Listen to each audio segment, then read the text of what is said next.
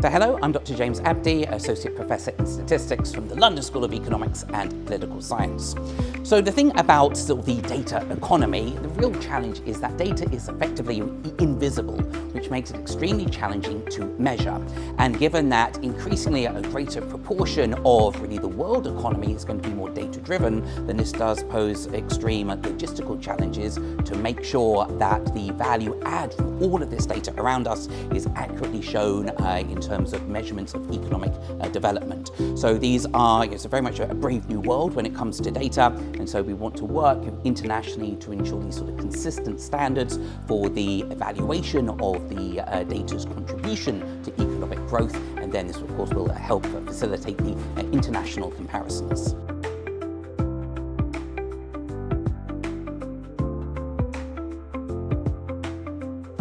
So if we're thinking about trying to put a sort of monetary value on data, and it's a very challenging environment, of course we could look at things from a more investment perspective, as in the costs involved in generating the data, but even that there's a risk that it may be underestimating the true contribution to an economy, because we'd anticipate some sort of real value add after its creation.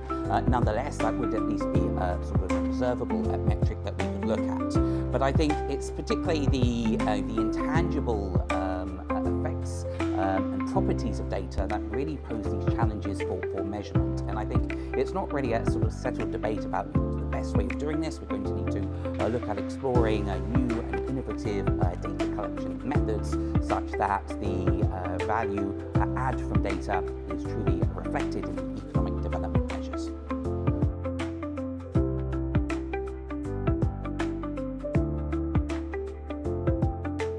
This is very much a global issue, and economies around the world are going to need to work more collaboratively to look at how best to measure the value add from data in terms of their reporting.